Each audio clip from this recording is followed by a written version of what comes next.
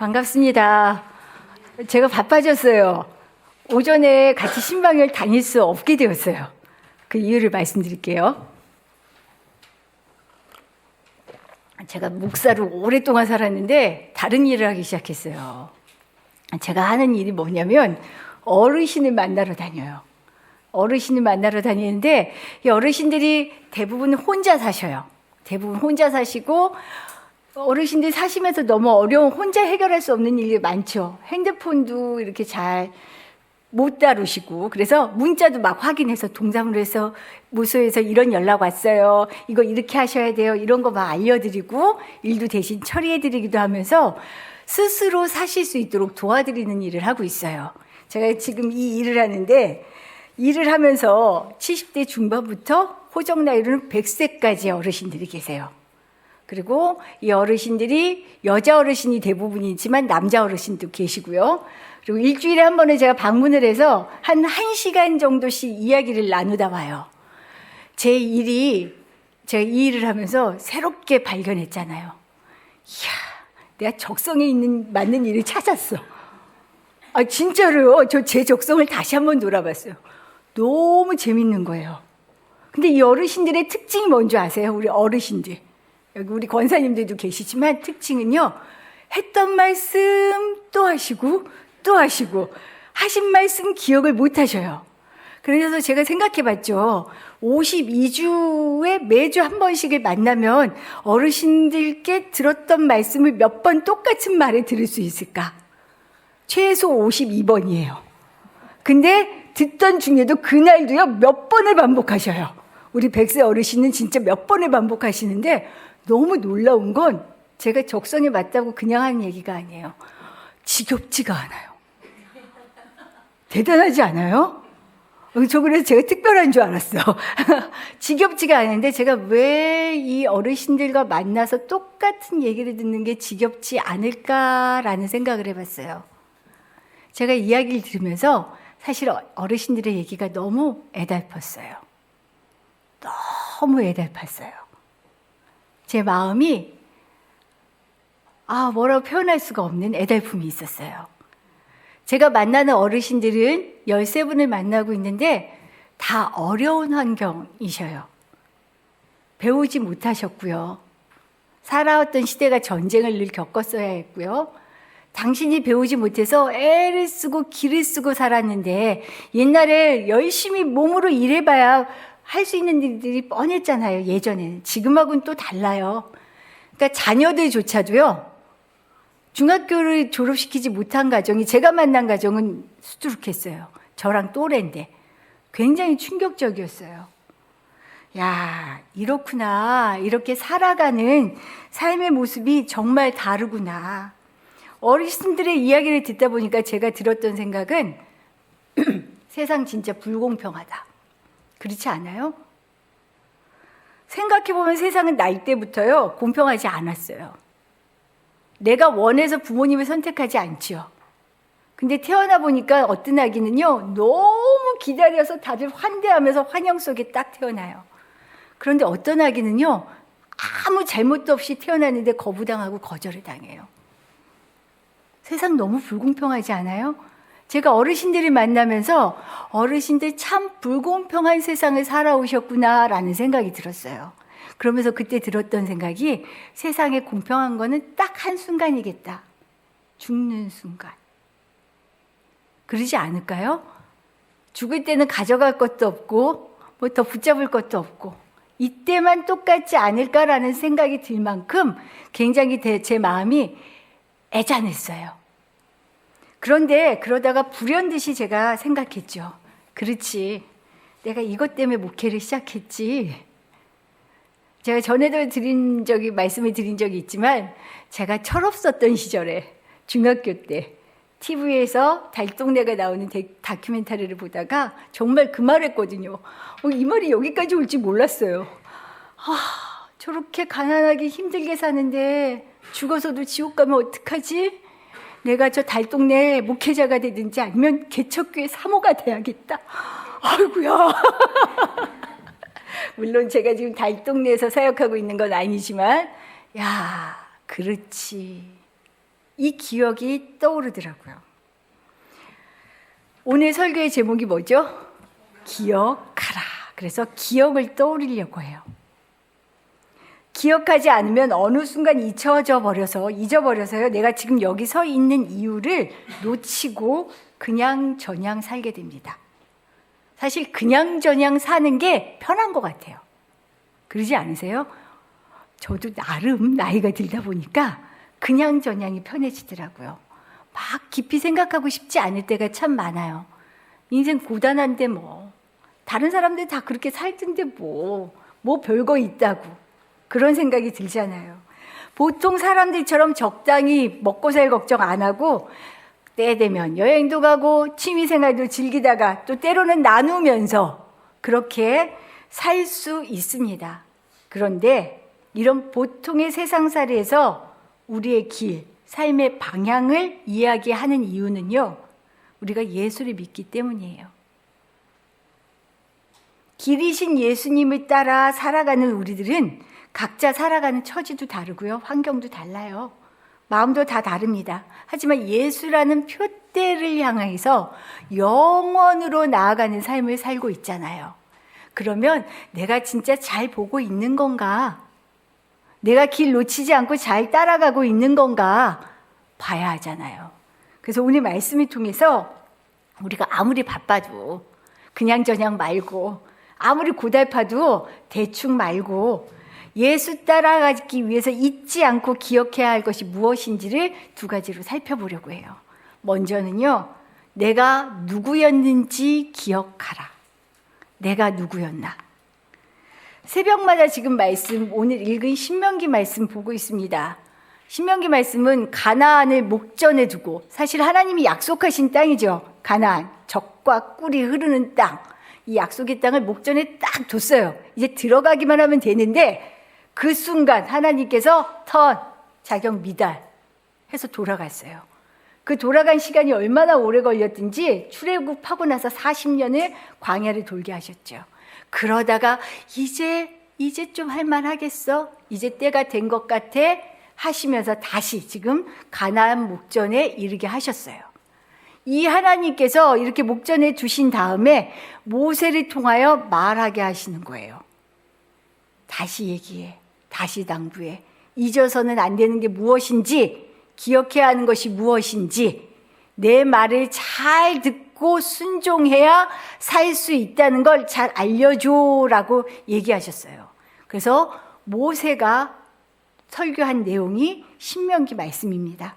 가나안을 직전에 두고 한 설교의 말씀인데요. 신명기는 그 말 뜻에 두 번째 설교라는 뜻이 있어요. 두 번째 말씀. 왜냐하면 이미 하신 말씀이었거든요. 모세가 지금 전하는 말은 출애굽기 말씀을 통해 이전에 선포하셨던 말씀이에요. 그런데 지금 반복해서 이것을 풀어서 모세가 신명기에서 말을 다시 설교를 하고 있는 거예요. 그렇다면 왜 하나님의 말씀을 반복해서 전하고 있을까요? 오늘 14절과 15절 앞부분의 말씀을 보면 그 이유가 나와요. 우리 같이 한번 읽어볼까요? 내 마음이 교만하여 내 하나님 여호와를 잊어버릴까 염려하노라. 네 마음이 교만해져서 내 하나님 여호와를 잊어버릴까 봐 내가 염려가 돼. 사실 이전까지는 광야 생활이었어요. 주저앉아서 자기 걸 쌓아놓고 살 수 있는 상황이 아니었어요. 근데 이제 가나안에 가면요, 달라져요.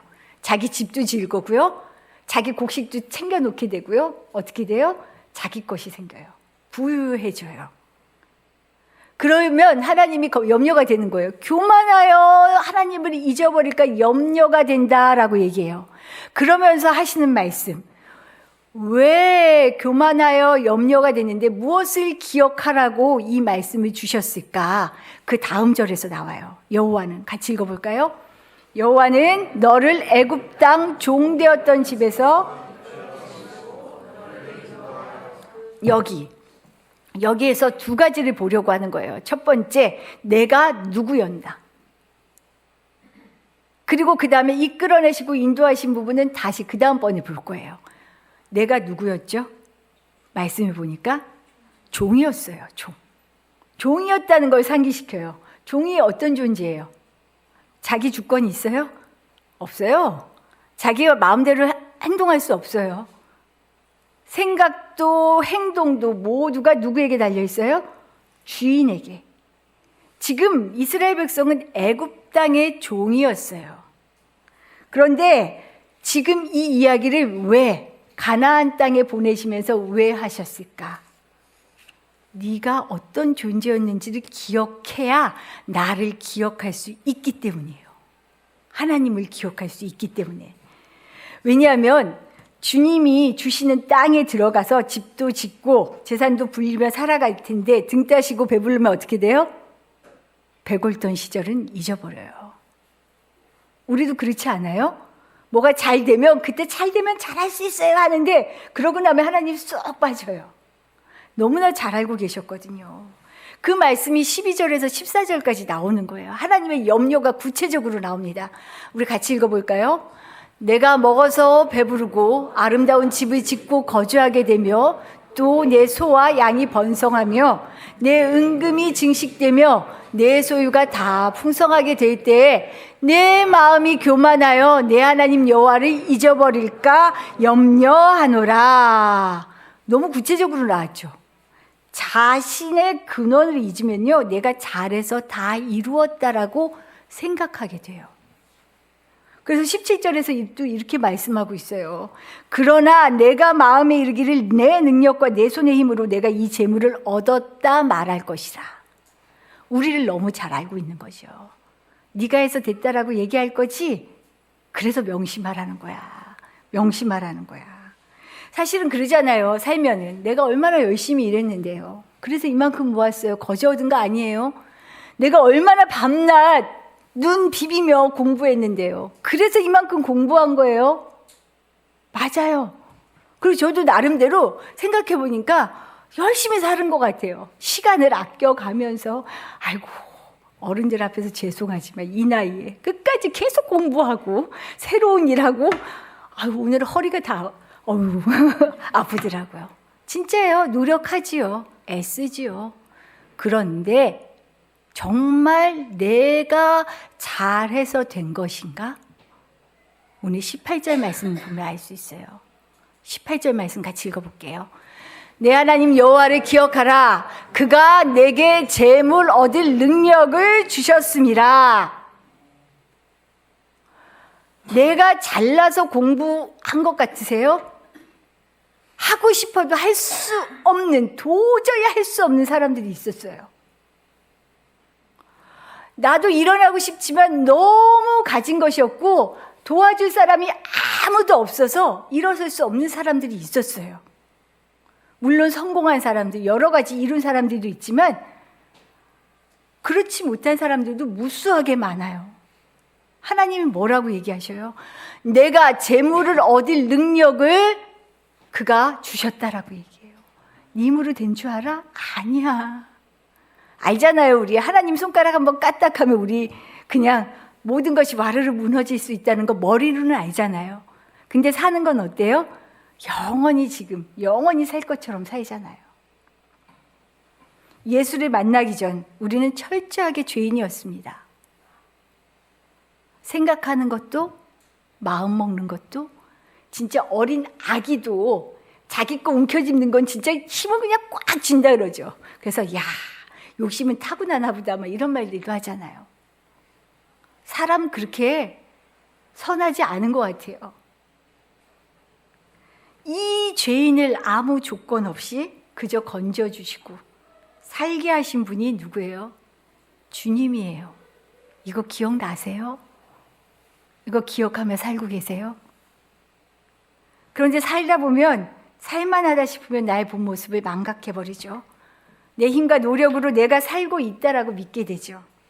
그래서 가나안 정복은 가나안에 들어가서 완성되는 것이 아니에요. 가나안 정복을 앞두고 이 당부를 하시는 이유는 가나안 정복이 시작이라는 것을 말하고 있어요. 뭐냐? 가나안 문화에 물들지 않고 자기 공인 양 착각하지 않고 하나님께서 주신 은혜라는 것을 기억하며 살아가기 위한 새로운 종에서 하나님의 자녀가 되게 하는 그 시작점이 가나안 정복에서 시작이 되는 거예요. 그래서 또 당부하시는 거죠. 모세가 이스라엘 백성에게 당부한 것처럼요, 나라는 사람의 주제를 제대로 기억할 수 있기를 바라요. 우리는 죄인이었습니다. 주님의 십자가와 부활이 아니고는 살 가치도 살아갈 수도 없는 죄인이었어요. 그분의 은혜로 지금 여기 서 있습니다. 이것을 기억할 수 있기를 바라요. 두 번째로요, 하나님의 은혜를 그래서 기억하라입니다. 나를 구원하신 주님의 은혜를 알자. 종이었던 내가 하나님의 자녀가 돼서 하나님과 소통하며 살아가는 것, 은혜 중에 은혜죠. 하나님의 종이었던 우리를 끌어내서 인도해 주셨기 때문이에요. 아까 14절에서 15절 말씀을 봤거든요. 다시 한번 볼게요. 포커스를 조금 바꾸려고 해요. 이전에는 내가 누구였는지를 기억했죠. 종이었던 걸 기억했어요. 그렇다면 지금은 노란 글씨만 읽어볼게요. 너를 애굽 땅 종되었던 집에서 이끌어내시고 너희를 인도하여, 우리를 인도하신 구원하신 하나님 그 은혜를 기억하라는 거예요. 제가 지금 만나고 있는 어르신 가운데 한 분의 이야기를 드리려고 그래요. 80대 여자 어르신인데 이분은 좀 남달라요. 대부분의 어르신들이 몸이 많이 아프면, 몸 아프면 어때요? 아우, 기운 없어요. 너무 힘들어요. 아프다 할 수밖에 없어요. 근데 이 어르신은 정말 남달라요. 얼마나 씩씩하신지 맨날 나 운동 가야 돼 그러셔요. 실제로 하루에 2시간씩 운동하셔요. 걷기를 쭉 하시면서 기구들 있죠. 그럼 맨손 체조를 다 하고 오신대요. 기구들. 그래서 2시간씩을 하고 오신대요. 근데 어르신이라 길이 미끄러우면 어떡해요? 절대 가면 안 되죠. 그래서 제가 신신당부해요. 눈 오거나 비 오면 어르신 나가시면 안 돼요. 미끄러워요. 그러면 걱정 마. 나 집에서도 운동해. 1시간씩 훌라후프를 돌리신대요. 제가 가서 그 훌라후프 좀 보여주세요 그랬더니 방에 가서 꺼내 오시는데 어이구야. 그냥 훌라후프 아니에요.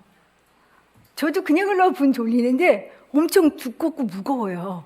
이걸 자체 제작하셨어. 능력도 뛰어나시죠? 이렇게 잘라내갖고 이게 운동이 되려면 무거워야 된대요. 그리고 어르신들 그거 아까워서 이런 것도 파는데 굳이 만드셨더라고요. 끈으로 꽁꽁꽁꽁 묶으시면서 1시간을 그걸 쉬지 않고 돌리신대요. 저보고 해보래요. 할게요, 못할게요?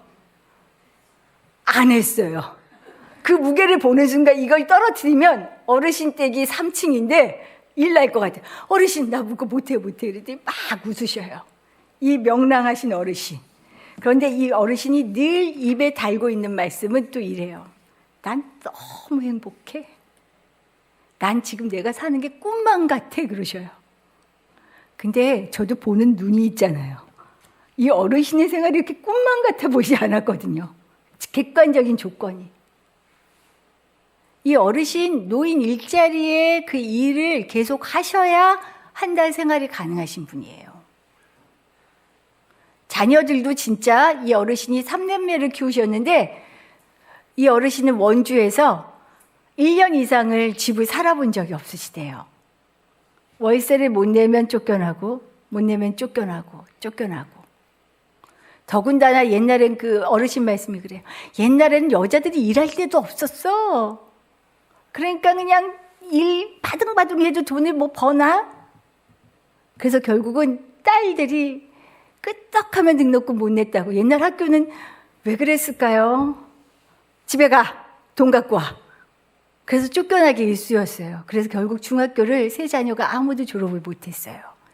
그러니 자녀들도 어르신도 기대도 안 하실 뿐만 아니라 자녀들도 지금 힘겹게 살아가는 게 쉽지 않은 일이에요. 그런데 꿈만 같대요.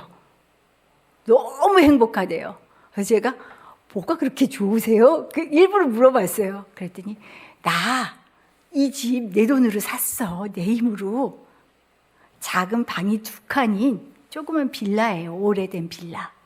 근데 이걸 70대에 사셨어요.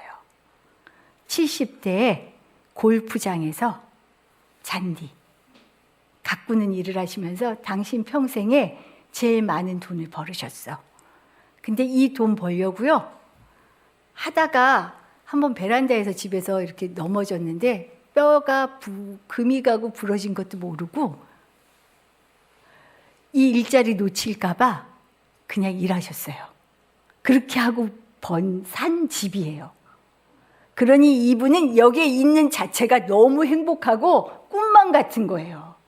근데 막 그 자랑을 하시던 분이 갑자기 말씀이 멈춰왔어요. 그래서 저는 이렇게 하다가 어르신 옆에서 이렇게 앉아서 듣고 있다가 그러고 봤는데 눈물이 뚝 떨어지는 거예요. 나 이런 얘기 한 번도 안 해봤는데. 내가 우리 선생님한테 이런 얘기를 하네 하면서 얘기를 시작하시는 거예요. 어르신이 약간 여기 이 부분이 주저앉아 있어요. 예쁘장하신 분이거든요. 근데 여기 주저앉아서 저도 그냥 그러셨나 보다 했어요. 그런데 젊은 시절부터 자꾸 잇몸이 붓고 피가 나기 시작했대요. 근데 자식들 등록금도 못 주는데 치과 가겠어요? 못 가죠. 그냥 짜서 누르고 살아오셨어요. 그런데 어느 순간 여기가 퉁퉁 부어서 먹을 수도 제대로 말을 할 수도 없는 상황이 된 거예요. 극한 상황. 더 이상 뭐 어떻게 할 수 없는 상황. 이 상황에서도 병원에 못 가시는데 이 소식을 듣고 동생이 찾아왔대요. 그러고는 보고는 우리 누나 살려야겠다 해서 형제들을 찾아가면서 돈을 걷었대요. 누님 병원 가세요. 그래서 동생들이 마련해 주는 돈을 가지고 병원에 치과를 먼저서 가셨는데 치과에서 기겁을 했죠. 기독병원으로 가세요. 기독병원을 갔는데 기독병원에서도 기겁을 한 거예요. 서울에 있는 큰 병원 가야 됩니다. 그래서 뭐 돈이 있고 없고를 떠나서 우선은 지금 뭐 말도 못하는 상황이니까 보내는 대로 서울에 있는 병원에 갔어요. 의사 선생님들 친절하게 말씀해 주시면 좋겠어요. 우리 교회도 계시니까 막 혼내드려요. 이 지경이 되도록 이걸 놔뒀냐고, 미쳤냐고, 죽으려고 이랬냐고 막 혼을 내시더래요. 이분이 어떻게 하셨게요? 사실은 하고 사정을 쭉 얘기하기 시작했어요. 지금 당장 수술하지 않으면 안 됩니다. 당장 하세요 했는데 들어보니 병원비가 반 이상은 부족한 거예요. 사정을 얘기했는데 와, 감동. 제가 그 병원, 서울대병원이었대요. 선생님들이 모이더니 우리가 나머지 다 선생님들이 모았으니까 수술 받으라고 수술을 했대요. 좋죠? 근데 여기서 끝이 아니에요. 퇴원하시는데 의사 선생님이 돈 봉투를 주시더래요. 이게 실화인가 싶었어요. 지금 가면 그 사는 곳에서 계속 이거 치료를 받아야 된다. 병원에 다녀야 된다. 그러면서 전국 어느 병원에 가도 치료받을 수 있으니까 이 정도 돈이면 하면서 돈을 걷어서 더 주신 거예요. 이분이 그러면서 우신 거예요. 내가 그래서 살았어. 그러니 내가 꿈만 같지. 내가 이게 거저 사는 게 아니야. 내가 어떻게 산 사람이고 어떤 은혜를 입고 살고 있고 그래서 이 어르신하고 그런 얘기를 했어요. 그러게요. 은혜는 받고 또 은혜는 나누어야 사는 것 같아요. 그랬더니 맞아. 한결같이 밝게 그렇게 얘기를 하시더라고요. 맞습니다. 우리가 자꾸 까먹어요. 우리 아무것도 아닌 존재예요. 잘 아시잖아요. 여기 지금 이렇게 살고 있는 건 내 공인 것 같은데 내가 해야 되는 몫이 있는 건 맞죠. 하지만 우리 아무것도 아닌 사람들이에요. 보여지는 거 이거 다 헛개비 같은 거잖아요. 결국 하나님과 함께 영원한 나라에서 살아가는 사람들 이 하나 우리가 보장할 수 있고 얘기할 수 있는 거잖아요. 여기에서 우리가 어떻게 살아야 하는가. 내가 아무것도 아니었음을 기억하고 내가 지금 여기에 있는 것이 정말 하나님의 은혜 때문이라는 것을 기억한다면 우리가 기쁘지 않을 수 있겠어요? 이 땅에서 하나님의 나라를 누리며 산다라는 것 어떻게 가능할까요? 은혜를 이 잊지 않고 기억할 때 가능합니다. 죄인인 우리를 하나님은 아무 대가 없이 당신의 아들을 통해서 자녀로 만들어 주셨어요. 그 은혜로 자녀답게 이 땅에서 천국을 살아가게 하셨어요. 그러니 가진 것 때문에 좌지우지 되지 않을 만큼 이 은혜를 기억하면서 하나님 너무 행복해요. 꿈만 같아요. 이런 인생 살아가실 수 있기를 축복합니다. 기도드리겠습니다.